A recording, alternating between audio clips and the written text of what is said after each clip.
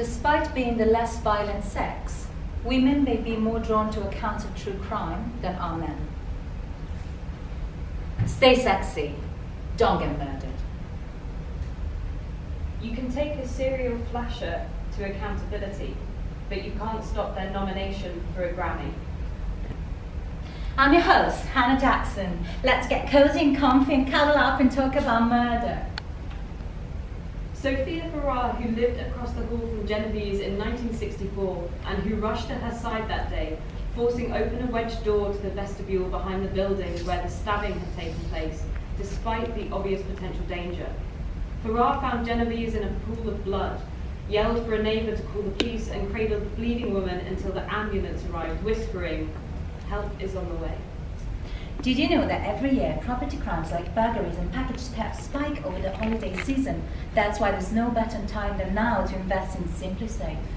Take 40% off a new home security system at simplysafe.com. That's SimplySafe, DOTCOM. If you are reliant on the kindness of strangers, many people will die in the streets, watched without solace.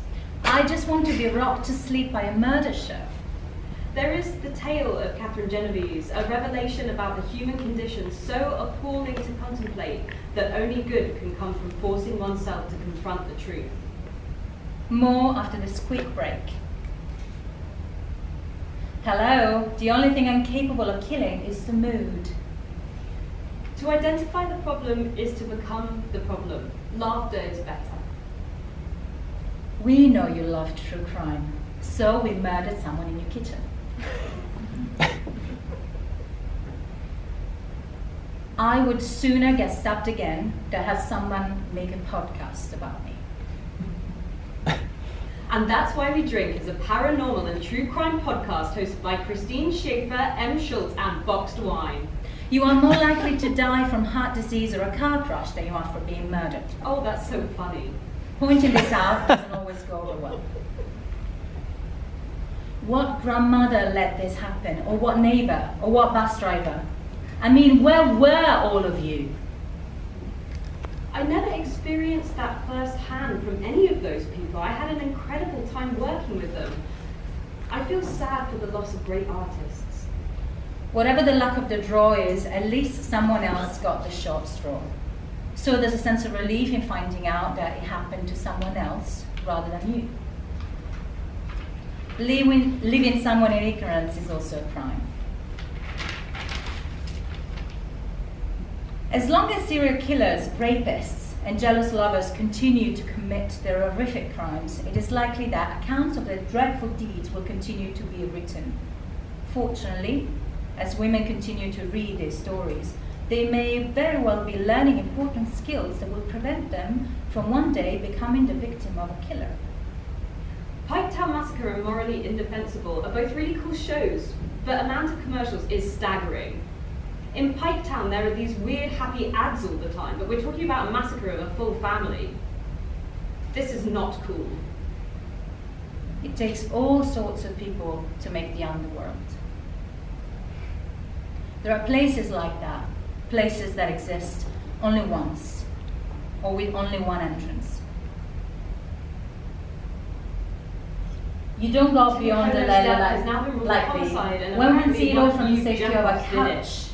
Curiosity kills. I know where you live. Don't I hear voices. I like what I like. Murder. Relax. It's just a the podcast. new home of premium crime. Zac Efron is it is time to ask questions. Freaked out all the time. Question everything. That's so funny. You don't want to miss it. Tim Kono's dad. You don't go beyond the yellow tape lightly. And apparently, when we can see it all from the safety of our couch. I know. Curiosity kills a cat. I hear don't at me. Talking about I like what I like. It's just a podcast. The new home of premium crime. It is time to ask questions. Wow, I'm so question everything.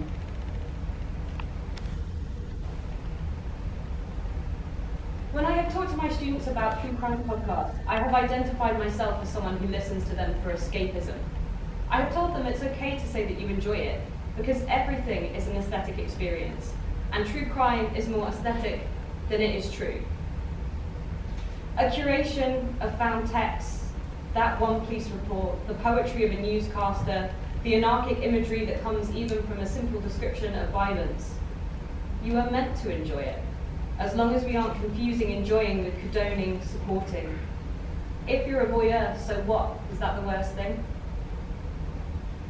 Quote, "The death, then, of a beautiful woman is unquestionably the most poetical topic in the world. And equally, it is beyond doubt that the lips best suited for such topic are those of a bereaved lover." End quote. Are you scared all the time? Let women enjoy propaganda. Are you scared all the time? Do you feel unsafe at home? Let women enjoy propaganda. Hypervigilance is a common symptom of PTSD, a trauma response that constantly puts your body into fight or flight mode. In putting your keys between your fingers, the potential damage to your hand is very high. Watching crime shows captivates our curiosity that stems from the intrusive thoughts we so often ignore. And, to borrow Freud's outdated terminology, gratifies our deviant, attention-starved ids. The poem is not a story, and the story is not a resolution. True crime is neither true or criminal. The court is not justice, a conclusion. How does this story end, or this poem end, when nothing has been decided? Writing is just a deferral of catharsis, a way to center yourself when the world sits outside of you, the tragedy beyond your hands. Thank you.